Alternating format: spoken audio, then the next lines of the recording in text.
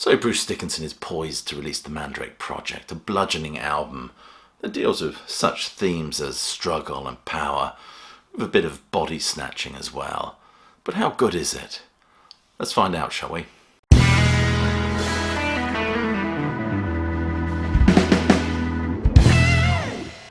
Welcome classic rock fans to a video discussing Bruce Dickinson's new album, The Mandrake Project. This album is available on the 1st of March. There are purchasing links just below this video. And also stick around to the end where we'll do an exclusive unwrapping of the vinyl.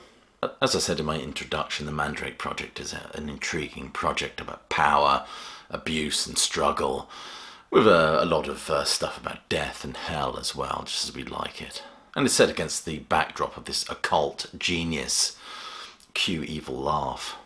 It was actually inspired by the comic book. The comic book was written by Tony Lee and illustrated by Stas Johnson. Although Bruce Dickinson is keen to emphasise, although the album is loosely related to the comic, it does have a life independent of, and vice versa. We all know the opening song, which has been released, The Afterglow of Ragnarok, which is an epic, mythical piece, really, which, at least by its title, taps into sort of Norse mythology. Ragnarok, of course, tells of an epic battle of apocalyptic proportions, where many of those gods were slain. Gods like Odin, Thor, Loki, Ikea, all met their end in this one cataclysmic event. But it's a doom-driven, down-tuned number. Actually, I don't know if it is down-tuned, I just love the alliteration. But it's certainly a gloomy-sounding number. Let's just leave it there, shall we? And Bruce's tonsils are in fine form in this album. He warbles away like some Nordic metal god. Nevertheless, despite the Norse and mythical allusions, I don't think this song has much to do with that. I've just wasted your time waffling about that. I think it's more about the journey of the human soul, and certainly the idea of death and resurrection is a thematic motif on this record. The narratives revolve around two protagonists, Dr. Necropolis and Professor Lazarus. See what he did there? And in Bruce's own words, Necropolis is an orphan and a digital genius tortured by the voice of his brother who died at birth. He's also obsessed with occultist Aleister Crowley and sex magic and wants to bring his own brother back from the underworld. Professor Lazarus's father passed the secret of the Mandrake Project onto him, and now he wants to bring his father back when he dies. And at the end you realise the Mandrake Project has conquered death, which raises all sorts of philosophical questions. At the heart of the comic is the question, is the universe scientific or poetic? Many Doors to Hell starts with an interesting thump and some wonderful guitar riffage, and once again Bruce woos us with his lower register. There's some wonderful choruses on this album. It's so melodic.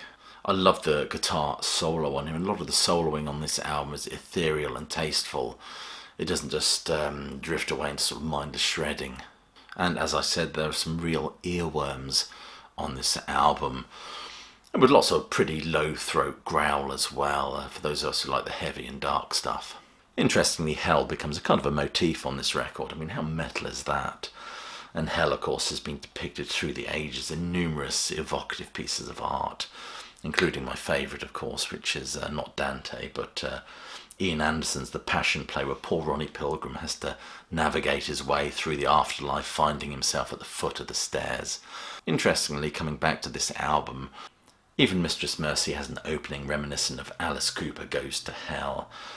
Not sure if that was intentional or not. Rain on the Graves is a cheery one, as you can imagine, which is also, to mention Alice Cooper again, slightly reminiscent of Alice's Along Came a Spider period. And Bruce is in full storyteller mode on this one. It's a tale told to him about a chap who hangs around in graveyards, a bit dodgy to begin with. And it's a supernatural tale, and of course we love those, lots of demonic cackle as well. And another great anthemic chorus which sees Bruce's voice accessing the top shelf here. I love his voice on this album, I really, really do. I criticised the Senjutsu album, the Last Maiden album, for my opinion that Bruce's voice felt a little bit too low in the mix, quite frankly, but he sounds fantastic on this record. Resurrection Men, I love the pulsating bass and the jangle of acoustic guitars that starts this one. There is an Ian Rankin novel called Resurrection Men, I believe, but I suspect the reference here is to the body snatchers of the 19th century. Another Grizzly topic in keeping with the milieu of metal, I guess. And we get lots of hellish references to storms, dark nights and ghastly apparitions.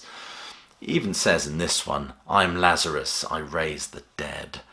Obviously a poignant reference to Lazarus of the New Testament, who was raised from the dead rather than raised the dead. But nevertheless, the theme of being brought back and the afterlife here is apparent. Great, but grisly stuff, I feel. Eternity has failed as a reworking of I think, the best track on the Book of Souls album. But the rework has got a different title. It's called Eternity Has Failed, rather than If Eternity Should Fail. Some of you feel the reworking of this number is perhaps unnecessary, but I think thematically it ties in quite well. I know I haven't spoken about all the tracks on this album, but nevertheless it's dark, it's compelling, it's moody. I adore Shadow of the Gods and Sonata Immortal Beloved. Powerful numbers with an incredible emotional reach. All credit to Bruce as a singer. And Bruce is very much cast in the guise of storyteller. I think I've already said that, haven't I? And certainly that's apparent in the very theatrical numbers like Afterglow of Ragnarok, Many Doors to Hell Rain on the Graves. And as I've said, Bruce Dickinson's voice sits comfortably with the material on this record. But I have to mention the keyboards, which are used wonderfully on this album. And it brings us back to the M word again, melodicism. Tracks Our Fingers in the Wounds, Facing the Mirror beautifully employ acoustic and piano work, with Bruce deploying this melancholy balladic feel to his voice and register. The choruses are splendid, as are the chilling melodies. This is one of the best albums I've heard this year, but bearing in mind it's only February, I don't want to be tickling Bruce's bollocks too much. But nevertheless, he has produced a fine work which is cinematic, heavy, and deliciously catchy. So here is the vinyl. Let's get the cellophane off it and take a better look at it. Beautiful quality sleeve as well, really thick card, and you can see how the centre bit looks like a coin or medal is embossed and sort of shines out. Absolutely wonderful. There's a spine, not sure the camera will pick that up. There's the rear. And there's the gatefold. Isn't that fabulous? That's the inside sleeve.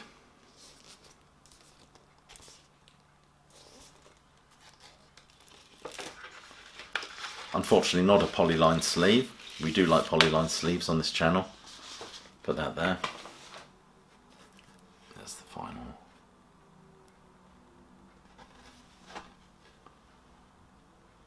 There we go. And there's the second disc. Again, nice embossed bit there.